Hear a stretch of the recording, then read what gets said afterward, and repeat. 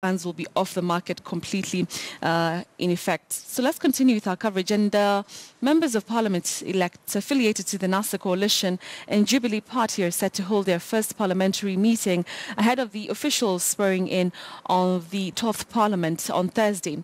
Top on the agenda for both teams is to decide on just who they will front for various positions in Parliament, including the positions of speakers and their deputies. 10 people have so far applied for the position of Speaker in the National Assembly, with the seat of Senate Speaker attracting more than 12 applicants. Let me bring in my colleague Patrick Amimo joining us live from Parliament just to talk to us about this search for the House Speakers. Now, Amimo, do we have any information about just, who these people are who are being fronted for the position of Speaker of the Parliament and Senate?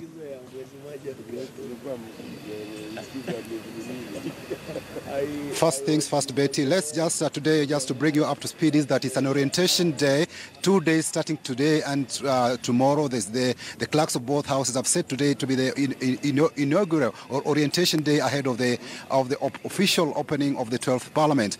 And as it was this morning and afternoon, members will be coming in to check in and ensure with their documents so that they are processed ahead of the Thursday sitting, where now the 12th Parliament will be officially inaugurated. That's when they will now be able to converse matters to do with the election of the Speaker and the Deputy Speaker.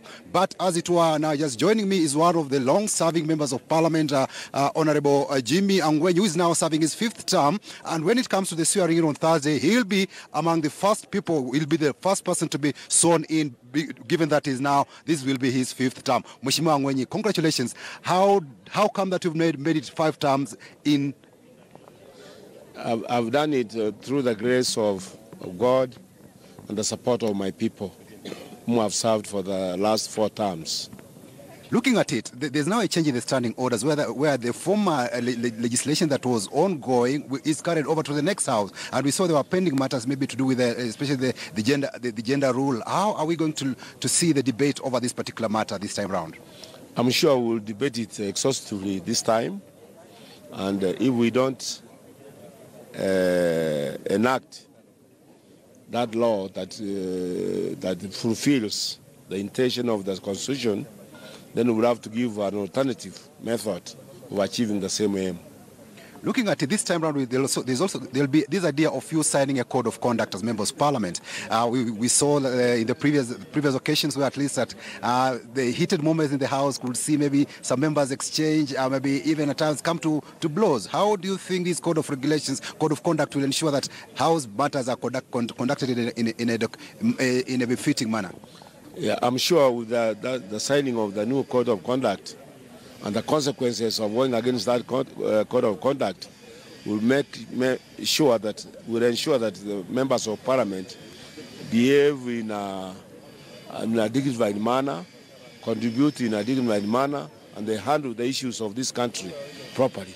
And maybe before I let you go, there's this matter of we saw the review of your salary by the SRC chairperson Serem, and now it was reduced from 710,000 shillings to 625,000 shillings per month. What's your take on these? Do you think it's something that should be reviewed or not?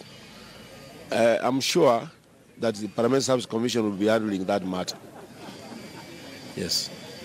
Thank you. So those are some of the sentiments from our long-serving Member of Parliament, Jimmy Angwenyi, who is serving his 5th term in office. And again, just joining me again is a former colleague, Mohammed Ali, who is already now the MP for Nyali and is already here signing his documents to ensure that come Thursday, everything is in order. He's already submitted his CV, already other documents, and he's just filling up his things to do to ensure that come that particular Thursday, when it comes to voting, maybe he already has his card, his electronic card. Also, he has a copy of the standing orders to ensure that he's familiarizing himself with the House business ahead of it. Also, there's something the form is now filling is to do with insurance, and I think also members of Parliament also sign insurance cover. Now, just Mheshimiwa Mohammed, congratulations. Thanks a lot. Thanks. Now, this is the first time you're checking into this 12th Parliament with high hopes. I can see you are a youth. What do you expect from you in this 12th Parliament?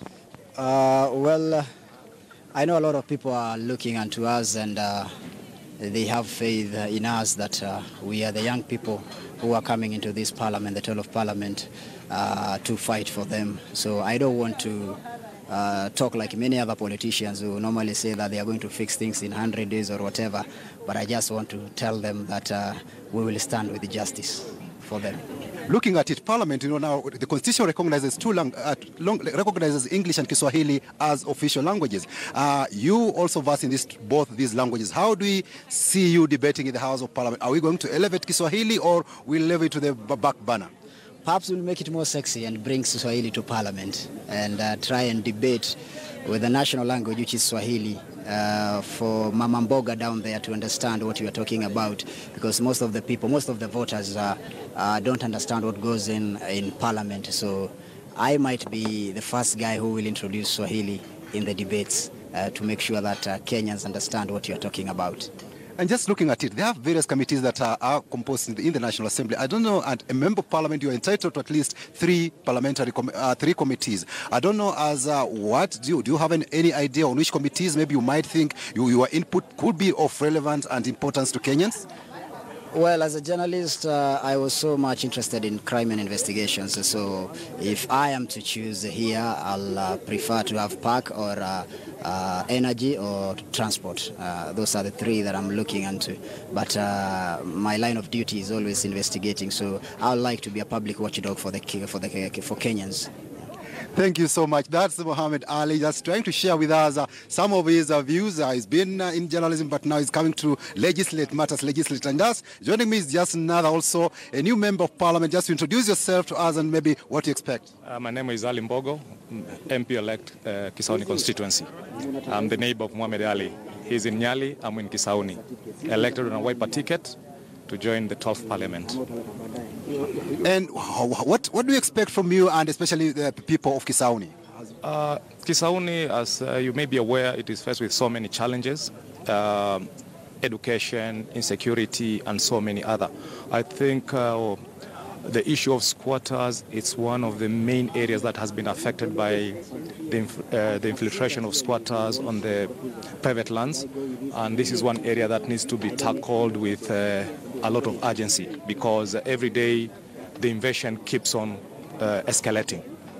Thank you. Those are some of the sentiments of Member of Parliament for Kisauni just joining me. And just what happened is that there is a queue. Members are first of all, they come and they take the queue to submit their documents.